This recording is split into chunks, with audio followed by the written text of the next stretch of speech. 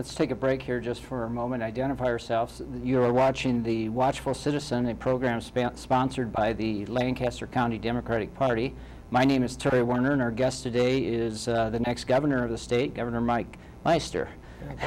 You like that? Yeah, I like that a lot. Yeah. What's the first thing you would do as governor? I know you alluded to it earlier, but what in very specific terms as programs would you want to do as a governor? Well, honestly, the very first thing I would do is send a letter to every agency saying justify your existence. Right. I mean, I think that's the #1 thing you have to do.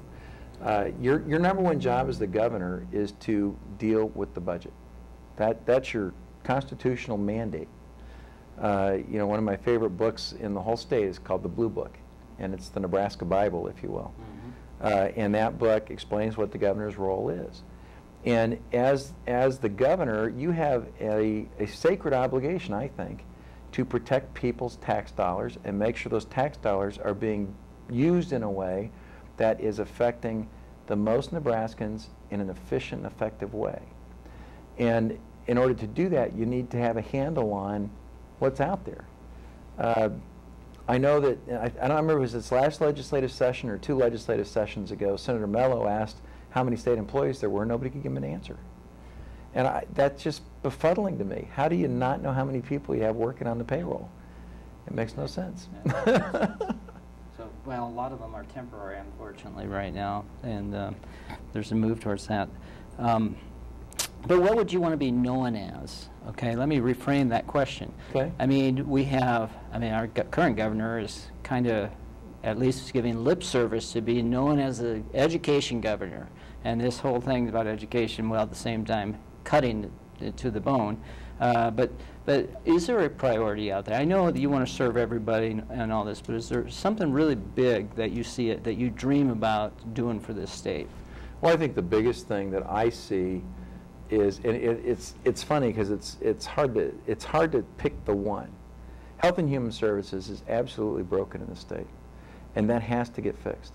It has to get fixed. That's our future. I mean, if we're just throwing people to the side, whether those are people with developmental disabilities, or their children in our education systems, or their children in at-risk families, you know, we are not serving Nebraska. But by the same token, we need to look at the other side of that equation, and that's the revenue. But, you know, so your options are this: you either raise taxes or you cut services. Well, I don't think so. I think there's a middle ground. I think developing small business, I think coming up with a program. You know, currently, the Small Business Administration of the federal government is the only ones who take care of small business. We provide housing, if you will, for the Nebraska Business Development Centers. We give them an office in the university at the Panhandle Station in Scottsbluff, for example. There's another office at the University of Omaha. So they have offices. That's all the state does for them. Well, to me, we should be looking at ways to enhance and increase those small businesses. Whether that's a good example. Recently, the USDA just gave the state of Nebraska $11.8 million for enhanced broadband in the southeast portion of the state.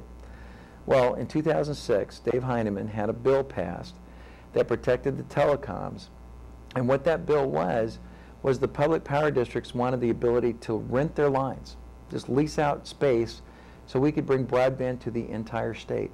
Currently, 33% of the state is not serviced by broadband internet. That's shocking. That's terrible. It's absolutely terrible. The worst part is it could be fixed with a flip of a switch, because they could offer that. MPPD could offer that and say, here, use our lines. And now they're not trying to compete. That's how it was sold to the population, is we're competing. Well, they're not competing. They just want to lease their wire. They just want to give people access. Well, let's give people that access, and then let's take that $11.8 million to enhance broadband services in the southeast part of the state and use that to make small business loans and small business grants to help internet startups get started all over the state. No, I agree, absolutely. The interesting thing about this compete thing, though, is, you know, we are the public power state. Right. Now, you could make the same argument there, and I've heard it over and over again, especially in Lincoln, how great LES is. I mean, every business person, I mean, we have the lowest rates in the country, or some of the lowest rates in the country, and so on. But if you talk about making gas, you know, the Black Hills Energy, going public with that, they would have a fit. Right.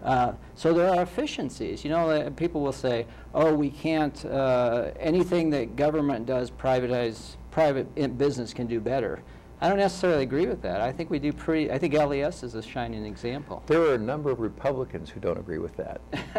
You know, there are certain government functions. Platt Institute recently did a report on where did our money go, and it's a fabulous report. The only thing I disagree is they want to do a Tabor provision, and for those folks out here who may not remember what that is, it's a cap on your revenues.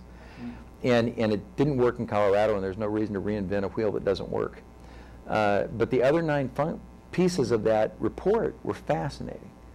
And don't just read the executive summary because it's misleading. You have to read the whole report.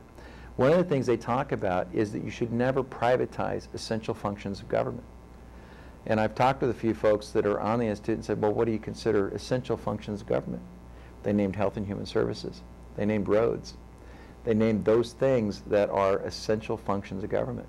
Absolutely. And I said, so what? So how do you what do you privatize? They said, we privatize the administrative functions of government. We let the marketplace find the cheapest place to make the multitude of copies for reports we need, make the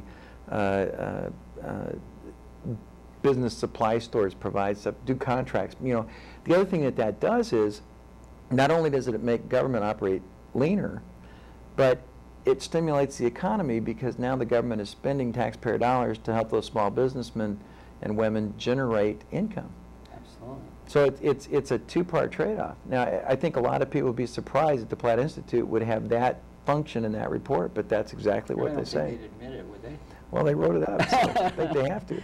Oh,